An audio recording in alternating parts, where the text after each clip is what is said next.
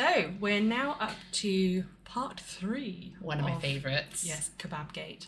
Of my personal saga on the blog.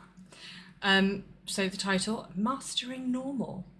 Adulting achieved, right? So, yes, welcome back to part 3 of the saga of me. We left off when I met my future husband, around the same time that I bought my very first house. It was like a little one up, one down on a newish build estate. And it was like one of those weird back-to-back houses. So we had a little front garden. You came in and you went into the living room, and then there was a kitchen with a little breakfast bar, and then upstairs there was the master bedroom with some built-in wardrobes and an ensuite, but there was no back door. Like, the houses behind us literally were built straight on the back, so it's like back-to-back housing. It was really weird. But anyway, I suppose you didn't need a back garden. well, I don't do outside, do I? No. And I mean, I'm just looking at my back garden now. It's like, effort. Anyway, my mother was a great enabler of doing things right. So she had released some equity from a property, which allowed me to have a deposit on my first house, providing I paid for both the mortgages, because by then she was mortgage free. So I was like, well, fair enough, makes sense. Why would you have to pay for 2 mortgages then? Because she was mortgage free and she'd remortgaged to give me Right. equity, Yep. she had a small mortgage on hers, so I had the funds to put down a deposit on a house. Which, you know, fair enough, it's good, you know, if you can afford to do that for your children. Smashing. Though the problem is with our generation, anyone younger, is good luck getting on the property ladder in the first place. Well, yeah. I'm off it now, I'm never going to get back on it again. That's it, I've had never my made chance. it. I cocked it up. I never made it, unfortunately. Anyway, yeah, buying a house, also, absolute bloody nightmare. All That's these what I've heard. hidden fees and, you know, surveys for this, and, you know, especially if you're in a chain and you've got a nuisance buyer, as I found out when I sold the big house later on in life. Oh, That's a whole different story. yeah, exactly. We'll cover that later. Yes, we will. So just like it's more painful and tedious than I genuinely thought it would be, and I really don't know how people cope when there's a chain involved. So yes, I was officially a homeowner at the very reasonable price. It just shows how long ago it was, of £105,000. Wow. About 2 years later, I'd already made 10 grand on it, which just shows how ridiculous price increases have been. I wish it could go back to that. I know. Yeah, I mean, my mum told me once she bought her first house for about 3 grand. What? I know. I think I could. That's Can we fine. go back to that? Yeah, I could do that. Sold. Anyway, after I'd been in my little one up, one down for, I don't know, maybe about a year to 6 months, we ended up doing A year to 6 months. well, 6 months to a year. I'm back to front, okay? I'm all in a fluster and kerfuffled. The background's gone skew-whiff, and it's really bloody warm in here, and it's stressing me out. The background is fine. Well, no, it was just, because now I've got to change everything that I did over the weekend, and it's just, You enjoy it. like, yeah, I just thought I was done. And now I'm not done. Anyway, so yeah, I ended up swapping houses with my delightful mother dearest, because by then my husband-to-be had moved in with me, and, you know, we were thinking of, you know, we wanted a dog and that sort of stuff, so a back garden would be helpful. And, you know, Mum really wasn't using her second bedroom. Not that we used it, because it was like a box. It was tiny. You couldn't swing a cat in there. I don't know how they can get away with advertising it as a 2-bed when the second Well, bedroom you'd be is a cupboard. surprised. My room, when I grew up, it wasn't classed as a bedroom because it was that small. Yeah. It's smaller than the boys upstairs, and that's small. Yeah. It was But tiny. you haven't seen anything until I've shown you pictures of my eldest son's bedroom in one of the houses in Wales. Oh, yeah. Oh, wow. Really bad. Oh, Like a wow. shoebox. You literally fit the bed and that was that. Wow. A single bed. Yes. Yeah. That took up the entire Yeah, room. It's the same in Wall to wall. Mum's old house. It was ridiculous. Yeah. Anyway, so I think this turned into Kebab Gate on a little sidetrack when I was writing this. But it's so funny. It is funny. So it's one of my many mildly traumatising at the time, but hilarious now I look back on it, situations. So I'm employed, working up the career ladder, at the expense of my health, crashing off sick for at least 2 weeks a year, but making up for that by being, you know, perfect in every other way, always offering to pick up extra work or, you know, extra projects, all that sort of stuff. I was always the one volunteering myself. Moron. Anyway. Yes, man. Yeah, so on the face of it, you know, I've got a house, I'm in a relationship with, you know, the right, an actual sensible man for once. For the first time in forever. Yeah. Sorry. So around that Christmas, there was a massive order that needed to go out, and there was a call from management saying, oh, we need a load of you to work on, like, I think it was Christmas Eve, Boxing Day, and through to New Year's Eve. And myself, like young'uns who had no real family commitment, so I didn't really want to spend Christmas with my mum anyway. Any excuse. Yeah, we volunteered, and as a reward for that, we got overtime, and then we also got given a £300 bonus for all of us that worked. So the whole team that worked over the Christmas period, we all went out and got smashed. £300 was a lot back then. It was only between about 6 of us, I think. Wow. Yeah. And now you go out. Well, I don't even know about now because I don't go out. Well, when we were in Sodding Leeds, 2 G&Ts, £30. Wow. I mean, 10 years ago, though, I went out and guaranteed spent. Thanks. No, but you'd be guaranteed to spend £100 unless you just managed to sweet talk all of your co-workers into buying you drinks, and then you come home with more money than what you went with. I just remember, like, back in the day, I could go out and get off my face for a tenner. Yeah. Anyway, so, you know, we were all pretty drunk. Let's be honest. Quite a lot of money to go between the lot of us. We were on a good old pub crawl. I was the only female team member there, and my husband-to-be was part of the crowd as well.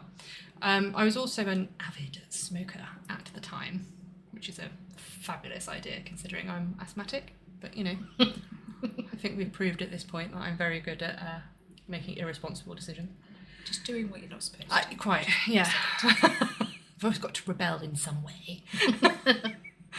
So I'd gone outside for, my millionth dose of nicotine. I always smoke loads when I'm drinking. And when I came back in, I spotted the husband-to-be and another one of the blokes from the team. They were sort of like stood arm in arm with each other, you know, like arms slung over each other's shoulders. And they were kind of like chatting up this girl. Now, even now, that would probably put my nose out of joint a little bit. I don't know, wasn't he just being a wingman or something? Well, I didn't know the other bloke that well, you see. And me and husband-to-be, we hadn't been together for that long. But when you've been having a drink, you're best friends with everybody around. I mean, I am now, but this was Jack Daniels, and that's why I don't drink JD anymore. Anyway, we'll get to that. So anyway, I was very insecure. It bent me out of shape a little bit, seeing that. But I didn't say anything, and didn't want to ruin anyone's night out, so I just kind of, kept my thoughts to myself and went a bit quiet. That's dangerous. I know, it's a terrible idea. It's just like... You couldn't have won any way. No. No matter what you did. No. So, husband-to-be noticed that I was being a bit quiet, perhaps a bit prickly, when we were on our way to the delightful Chico Land Kebab Shop. I just want to say what an awesome name that is for a kebab shop. It was... I found it hilarious when I was off my face as well. It was so funny. And this is when the insecurity and my crazy kind of came out to play a bit. So when we went in to get our delightful kebab to soak up all the alcohol, needs must. Yeah, husband-to-be turned to his side and started kind of chatting to a girl that was stood next to him. Now, I was already a bit miffed, and that kind of just cemented, well, you're a bit of an arse, really, aren't you? Is what went through You're my supposed head. to be the right man. Exactly. I was like, really? So I kind of like huffed off outside to have more nicotine, and I got a little bit petty and spiteful because there was a young lad sort of loitering and mooching about out the front of the kebab shop, and I just struck up a conversation with him. I was like, wow, two can play that game. Oh, I can imagine. Yeah. I can picture it. Yeah. Such an evil laugh. I know. So, armed with his greasy purchases, my husband-to-be came out of Chico land and spotted me being, a petty arsehole. And, we went to queue for a taxi and he was prodding me again about me being a bit weird. And I knew that I wouldn't phrase it well if I tried to tackle it there. I needed time to sort of befuddledly process what I wanted to say. So I was just like, look, we'll talk about it when we get back. So we got home, and even back then, and it's still the case today, as soon as I get in, I can't be wearing a bra. No. Or anything that's constrictive. No, so I legged it straight upstairs, like quickest change in the history of time, so I could get back down and stuff my face with kebab. So I had like fluffy, I think they were neon pink slippers on. Wow. Whatever stretchy waistbanded trousers I could find, a vest top, and then it was a fluffy leopard print dressing gown. Nice. It was beautiful. Bright pink slippers. And As you do. Leopard print. Yeah, just nothing matched, but they were comfortable, and that's the key point. Yeah, exactly. So, I sat down and started stuffing my face, and I tried to broach the topic of why I was irritable. You're possibly hangry at this point. I was, and I was still, I'd had a skinful of Jack Daniels. I don't think it was coming out my pores, it was just a bad idea. So his response, he didn't really respond well either, was FFS. KD, it's not like I'm trying to sleep with every woman in insert town where we were here. So that kind of annoyed me, because not only had he completely not gotten the point, he had also completely dismissed my feelings as well. So my little demons came out to play. They broke out of the cupboard in my head and went, wah! And, instead of doing something sensible, I threw my kebab at him and missed. And it splattered all over the wall. And, immediately the thought that went through my head was, you moron, that was a really good kebab. So I think I was annoyed, even more annoyed at the fact that I'd ruined my awesome food. So I went to kind of strop off. And that's kind of like a safety net of mine. Whenever I lose control of my emotions and do something silly, I will take myself away. You should have done that before. I know. I know. But I was drunk, and, that part of my reflex was asleep or passed out. It was not present. Did you have a drink with you or something? Could have thrown that instead. I don't know. No, I don't think I did. Who eats a kebab without a drink? Me, apparently. Yeah. Anyway, so I walked away. I went to go upstairs. And, we didn't know each other that well at the time. But I think he learned after this altercation that when I walk away, don't follow me, because I'm about to do something really stupid. And I've taken myself away, even more stupid, and I've taken myself away before I descend into that level of madness. And what didn't help was, the fact that as he was following me, he was also like a toddler on crack with all of my buttons, smashing them all, calling me irrational, and, all that. It's about buzzwords. I know. It was like the blue touch paper, dude. So yeah, any like sane voice in my head by that point was just kind of cowering in a corner, knowing that it was totally out of control. So instead, as I didn't have anything in my hands to throw, I threw a closed fist at his face. Now, I'm only 5'3" and he is 6'3". And I was also too smashed to aim straight. So all I did was kind of land a glancing blow off his chin, right? But you'd think by his reaction that I'd full-on punched him in the nose or something, and he was bleeding everywhere. I always and all that. pictured him just being very stern. No, he was proper dramatic, right? Really dramatic, okay? Because he literally stood up straight and went, you hit me in the face, like that. And I can't remember which character it is out of Friends. It's either Ross or Chandler, you know, the one that's always like saying things really slowly. And It's Ross. Is it Ross? Yeah. Yeah, it's Ross then from Friends. That's just what it reminded me of. Anyway, so you know when you've Unless he's fine. yes, Then that's when he talks fast. yeah. So you know when you've done something like really impulsive in a fit of rage, and then immediately your sane voice gets back in control and goes, "Oh no, What have I done? this is a bad idea," and that's exactly what happened. I could see that, you know, I'd kind of worked through my anger. I'd let mine out to play, and because of that, I'd set his off. Now mine had utterly bloody abandoned me, and I was just stood there like, "Oh, now what?" Bugger.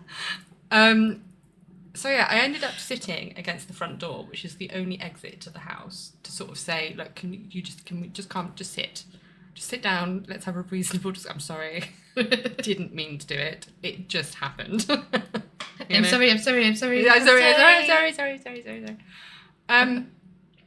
So instead of de-escalating the situation, he phoned the police.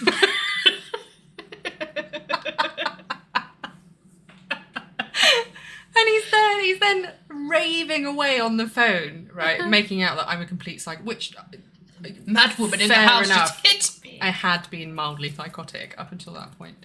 But yeah, so it was the fact that he was, as drunk as he was like compass mentis enough to sort of say, like, I don't want to touch her and forcibly move her in case, you know, she makes out that I've assaulted her or something. And I was like, oh, you sneaky little git. Do you know what I mean? I remember thinking, like, I would not have the presence of mind to say that. Well, In the heat if of you the didn't know each other all that well. We'd only been together for maybe 3 months, if that. Oh, wow. Yeah. So. Yeah. So he was in every right to True. assume that, considering the fact that you just threw a kebab and then hit him in the face. Yeah, I was a bit crazy. And then blocking the door.